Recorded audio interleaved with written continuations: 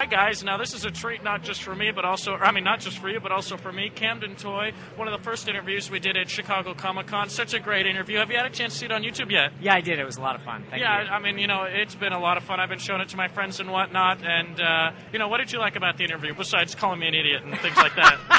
Well, I love the fact that we had, before we did the interview, I made some comment about how I often have people calling me Cameron Troy, and then you were, oh yeah, well I won't call you again. And then he said, hi, this is Cameron Troy, and I went, yeah, you just forced that into my head. I set that up for you, yeah. So, yeah. Before that, I didn't even know Cameron Troy. I only knew Camden Troy, and then you put that in my head right before the interview started. Yeah. And it was a great interview. It was a lot of fun. We had a lot great back and forth. Now, so for the people that don't know who you are, why don't we set up who you are? Why don't you tell us? Probably best known for my work on Buffy the Vampire Slayer and Angel. I've played probably the scariest villains on the show, on Buffy.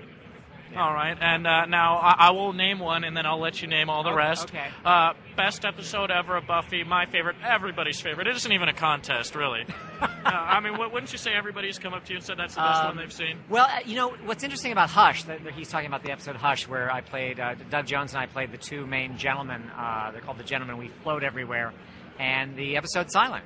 There's no words. But what's also amazing about that episode is that so many people who are not even Buffy fans are familiar with that. I think I've said in the other interviews that it's not unusual to have people come up to me and say, gee, dude, my wife's a big Buffy fan. I don't really watch the show. She forced me to watch this episode. Ooh, you're scary. It's one of those episodes that you don't need to have been a Buffy fan to watch. And it's really, truly a horror episode because it's a childhood nightmare. There are these creatures floating after you. You can't get away, and you can't grin. Yes, they're like, yeah. And you can't scream. And you can't scream. So it's a childhood nightmare, and so it's truly a horrific episode. I have friends that still can't watch it. They'll say, "Can we turn this off?" Oh, we got some photographs here. Now look at that. We recognize that. Why don't you explain that? The Prince of Lies from Angel. He's sort of a Nosferatu. That's even scarier. They were raising money for breast cancer. That's the Uber vamp behind me. That was at the posting board party, which was an event put on by fans. It's a charity event. And Rob Hall from Almost Human had a number of volunteers come in and get dressed up as some of the characters from Buffy, and one of them was the Uber Vamp. And people kept coming up to him thinking he was me, and then they'd be disappointed. So he came up to me later and said, "Oh man, everybody thinks I'm you," and then when they find out I'm not, they're really disappointed. They walk away. I'm like, I'm sorry. Yeah. And you have to feel bad. So let's list them off. You've been the Uber Vamp, you've been the Prince of Lies, you've been a gentleman. What else? And also the skin-eating demon Gnarl. Gnarl, the skin-eating demon. He's literally the Hannibal Lecter of the demon world. Yes, all great roles. I mean, you've played some of the best roles on Buffy. And well, I wouldn't so much say the best roles, but I think certainly some of the scariest roles. That's what I meant. Yeah, right some there. of the scariest roles. Certainly. You're not just a Buffy character. You also have other work. Why don't you tell us about your other work? Well, I just did a film earlier in the year called Mansfield Path, which just won several different awards. It won Best Director at the Action on Film Festival. It did really well here in New York at the HBO International Latino Film Festival. It had a packed, sold out. It was a audience. Latino film? Well, the director is Sam Benavides. Okay. So that's why, but it's not necessarily a Latino themed film. Right. But and it won best sci-fi feature at the Cinema City International Film Festival in LA about a month ago. And what did you play in the role? I play. It's like this. I guess it's what you call the second lead in it. It's a character called Red, and it's a little like. The Crucible in that it takes place in this New England village, maybe 1500s, 1600s. Then wow, where's the sci-fi come in? We got to watch it, don't we? Or can you tell us? Sci-fi and horror, actually. It takes place. There's this kind of sickness, this plague going through the village that's killing people. I play one of the elders of the village that's blaming this one family who's not getting sick. But there's this creature under. And that happened in real life too. Yes, absolutely. That's the whole thing. And people were being burned at the stake, and then my character. You're not sick enough. Well, yeah. One of my character wanted to dismember their baby because I was convinced that would cure the and it wasn't that he was really a bad guy. You awful man. Well, I wasn't really a bad guy. I really believed that would save my village. But there's this creature under the surface that you can't see who, as people die, grabs their souls and then plants them in this place called Mansfield Path. And it was quite a fun feature to work on. Sounds really cool. Why don't you give us the name again? Mansfield Path. That is the name and the place.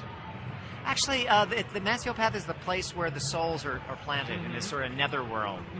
Yeah. And you've had other work. You've even been in plays and stuff like that. And you're also classically trained. Why don't you tell us about your history a little? Well, yeah, I grew up in a theatrical family. My father had been an actor. I started studying acting in 3rd grade, Shakespeare in 4th. And I've been acting off and on since I was a kid. I did a lot of work here in New York.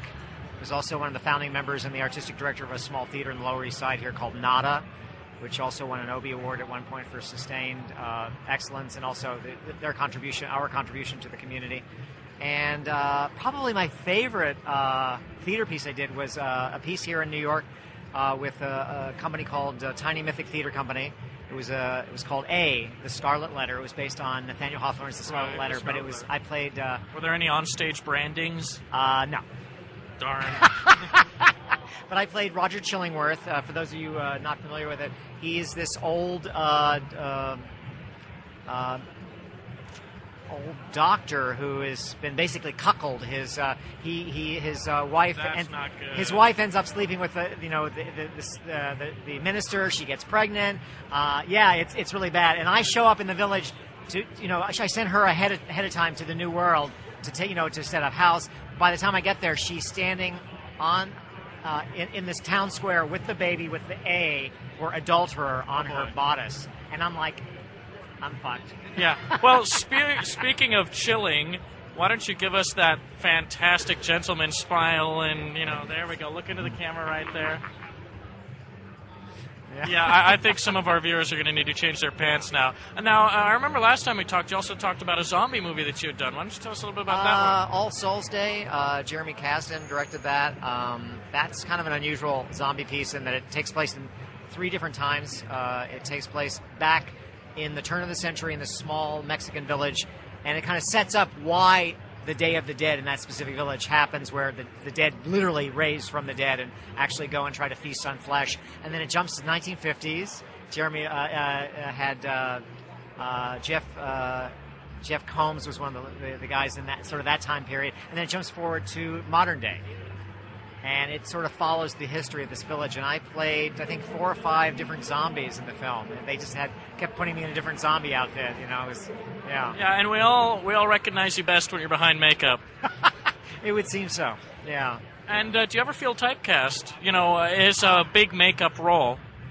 Well, no, it's funny because probably, like I said, I'm certainly probably best known for my work in makeup, but that certainly is a small percentage of the work I've actually done. I've probably over the years done probably over 100 independent films, and there's just wow, that is a lot of work. Unfortunately, most truly independent films, never see the light of day. They do a little bit of things at the film festivals, and then they slowly kind of disappear. Now things are changing because of the internet now and because of DVDs and whatnot. But they get out there on the internet, and you can watch them all over the place. Exactly. Now things are changing, but back 10, 20, 30 years. There just wasn't much outlet for independent films that didn't immediately get to distribution. So I bet you got a lot of Super 8s just sitting in your basement. Well, they weren't Super 8s, but they're certainly VHSs and High 8 and yeah. All right. Well, what are you doing now? I actually just worked on this pilot that they're putting together called The Adulterer. Excuse me, I always say that. It's called The Occulterers. Excuse me, you sorry. You were just talking about adulterers. Yes, it did, didn't I? Are you fixated? It would appear so, but bum's the word.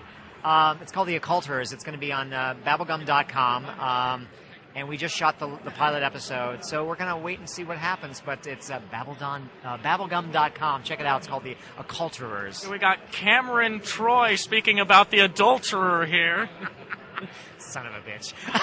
Okay. I am. I deserve that. Yeah, after what you did to me last time. Yeah. Okay, so what else are you working on? Do you have any other projects that you'd like to tell us about? Let's see. What else is going on? I do have a film coming up, but the contract has not been signed yet, so I'm not really sure I can really talk about it. It's a feature film. They're going to be shooting in L.A. and Santa Barbara, but I think You have to, mum's the word right now. probably need to wait on that one, yeah, since the contract hasn't been signed. So. All right. Well, it's been a pleasure talking to you Thank again. you. Thank you. Why don't you tell everybody your website, where they can find you, and any